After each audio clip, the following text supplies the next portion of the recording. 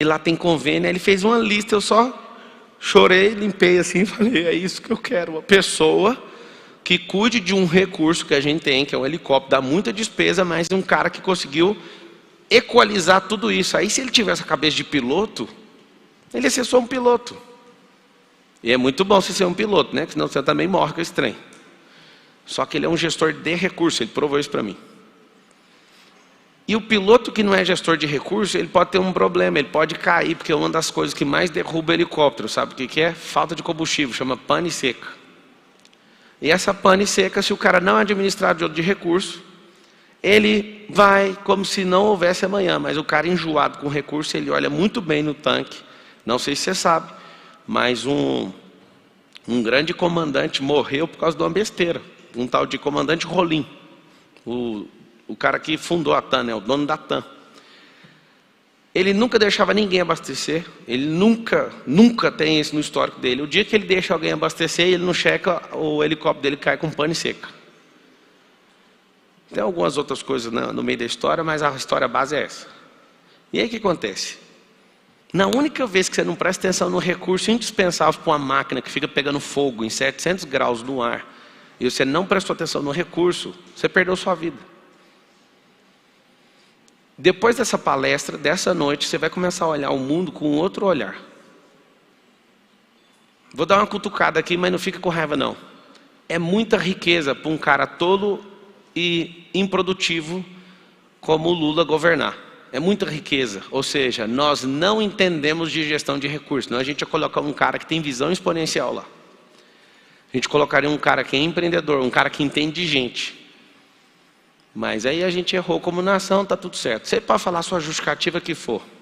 Mas o fato da gente não gostar de recurso, a gente não trabalhou o suficiente. Como eu amo recurso, eu amo gente, eu investi grana, investi tempo, investi tudo. Que eu falei, a gente não pode ter um cara ineficiente desse governando a nação. Ao entrar aqui no camarim, fiquei sabendo que já bloquearam dividendo de Petrobras e não sei o quê. Nós já tomamos 100 bilhões de perda na Bolsa de Valores antes do cara assumir. O que é isso? Alguém que não presta atenção em recursos. O jogo dele não é fazer essa nação prosperar. É um jogo ideológico de poder. E aí quando você tem a sua visão de recursos, você vai olhar para dentro da política, você vai ter nojo.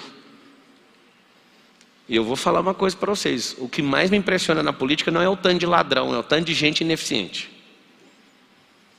Que você olha para um ladrão, você sabe o que é o objetivo dele. Ele tem um propósito, ele vai entrar lá para roubar. E aí você pergunta para o eleitor do ladrão, ele fala, rouba, mas faz. É outro que não entende de recurso. Agora, gente ineficiente é a pior coisa que existe. Vamos supor, roubou o tanto lá, 10%, 20%. O que você faz com o outro? Nem o outro eles não podem tocar. Presta atenção na loucura que eu estou falando. Olha o que é ser ineficiente. Se todo mundo fosse ladrão do dinheiro público, eles não iam dar conta de roubar 30%, 40%. Beleza. Mas faz agora, de forma eficiente, o resto. Eles não dão conta. Então não é o tanto que rouba que é o grande problema, é não ser eficiente com a gestão de recursos. Papo, você falou uma loucura agora, eu estou te falando uma loucura. Se você só deixar de roubar e não roubar mais, a gente ainda não prospera. Porque não entendem de recursos. Porque se entender de recursos não escravizava o povo. Porque o que traz a prosperidade numa nação é quem? O povo.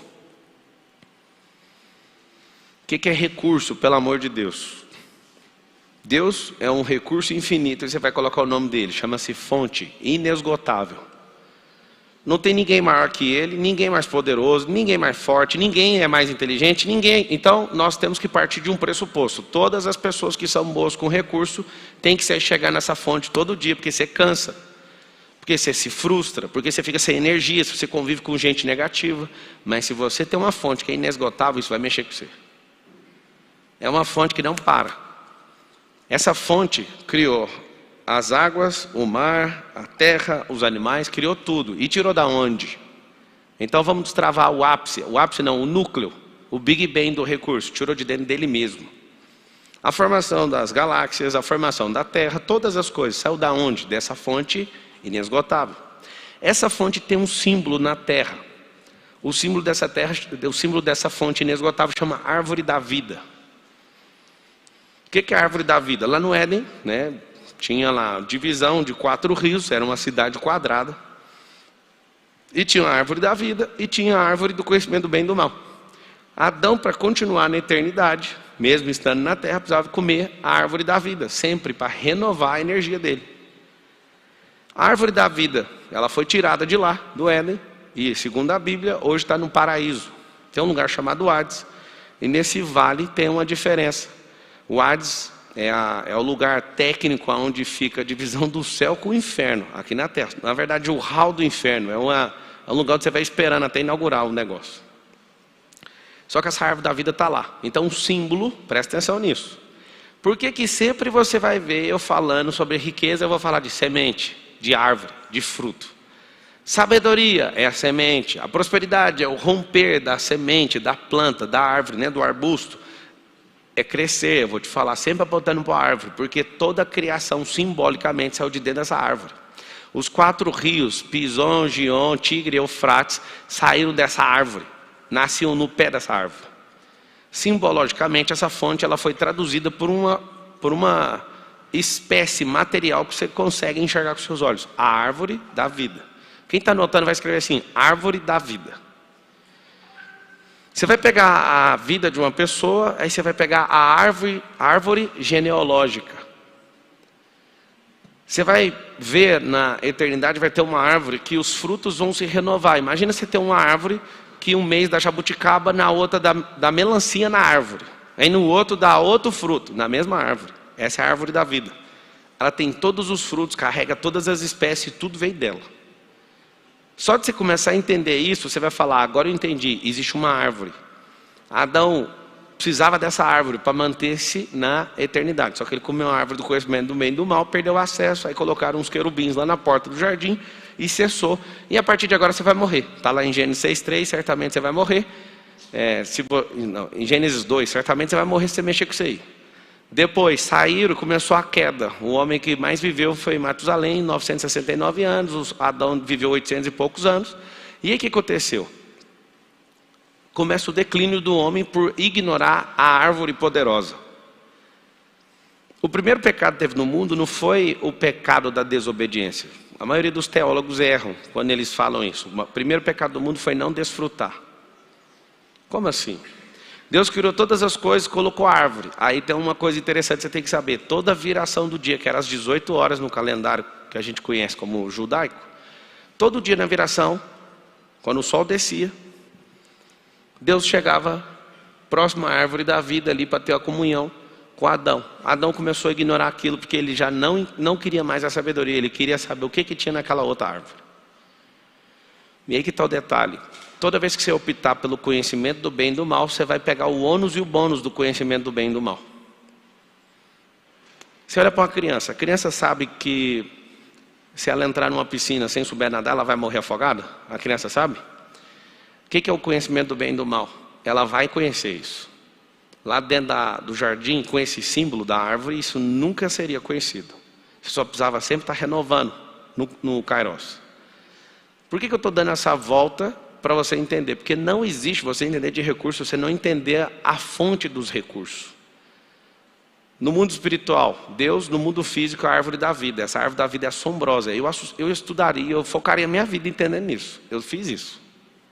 Então sempre que eu for te dar uma orientação, eu vou te falar, isso é natural. Por que é natural? Porque eu te provo na natureza. O que é recurso de verdade? Tudo que é natural. Tudo que é natural é recurso. O que não for natural, que é, na verdade, alguma modificação em torno daquilo artificial, aquilo não é um recurso de fato. A natureza é a única coisa que existe de fato. As outras coisas são realidades imaginativas e que foram transformadas e sintetizadas em alguma coisa. Então vamos lá. O primeiro recurso de todos, que é inesgotável, é Deus. Vale lembrar sempre que o Deus que eu estou falando não é o Deus da sua religião, e Deus também nem tem ciúme da religião que você vai, você tem que saber disso. Estou falando do Deus criador do céu, da terra, do mar, das fontes, das águas. Por que eu sempre alerto? Porque tem religião que rouba a sua energia, você tem que saber disso. Eu nunca vou parar de falar isso, que gostando ou não. Tem religião que distorce quem é Deus e escraviza seu cérebro e acabou. Por que você não prospera? Porque alguém usa a própria Bíblia para destruir seu cérebro e arrancar recursos de você. Tem gente que te ensina o correto, você prospera, porque é impossível. Eu quero que vocês falem com a boca assim, ó, é impossível conhecer a Deus e não ser próspero. Alguém pergunta por quê? Porque ele é próspero. E ele falou que você é a imagem e semelhança dele, então não faz sentido você não prosperar. Ai, Pablo, eu tenho raiva de gente rica. Então já começa. A primeira pessoa que você tem raiva é Deus, porque Deus não é pobre. Imagina Deus com a sua pobreza criando a terra. Eu fico imaginando. Não, presta atenção nisso. Imagina Deus com a escassez que você carrega e cria na terra. Não, manda só 5 caminhões de terra. Mas não, mas precisava de uns 18 milhões de caminhões. Não, mas só uns 50 então a gente vai começar a terra de jeito. Não vai não, amigo. Ali não tem escassez. A escassez é da árvore do conhecimento do bem e do mal. Então quando você vê Deus agindo, Ele vai sempre te assombrar, porque o tanto que você consegue imaginar vai ser sempre mais. Quando você fala assim, eu sou feio, de verdade, você precisa de comprar uma tinta Coleston, você precisa de umas coisas lá da Jequiti. Se você der um jeitinho, você vai ver, vai aparecer um negócio de novo. Na verdade, você não é feio, você é a imagem e semelhança dele. Agora, seu coração está de um jeito e isso coloca seu rosto de outra forma. Porque Salomão fala que o coração alegre aformoseia o rosto. E o contrário também é verdadeiro. Agora, você vive num tempo. O tempo de hoje exige maquiagem. Então, você não está com maquiagem, o padrão psicológico fala, você está feio. Você não está. Aí vem a revolta. Há 20 anos atrás começou a explosão. Vamos todas as mulheres colocar silicone. Vou dar uma dica para vocês que querem colocar silicone, tá? Vocês pagam 15 mil, 20 mil, 30 mil para tirar 80. E agora tem uma moda nova. Nós precisamos tirar o silicone. E tem gente que fala, não vou sobreviver enquanto eu não tirar. Eu vou morrer a qualquer momento se eu não tirar o negócio. A pessoa colocou isso para dentro, porque todo mundo estava colocando. Aquilo não é natural. Naturalmente, o que não é natural vai te cobrar alguma coisa. Você tem que lembrar disso. E agora está tendo um outro movimento, transplante.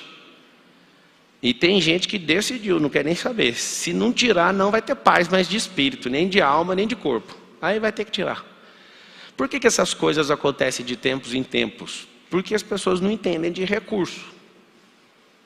Ah, Pablo, você está falando besteira. Não, não estou falando besteira. Eu quero que você entenda o seguinte. Se a sua cabeça for natural, as suas decisões também serão naturais. Tudo que você quiser fazer na artificialidade vai te custar um pouquinho caro.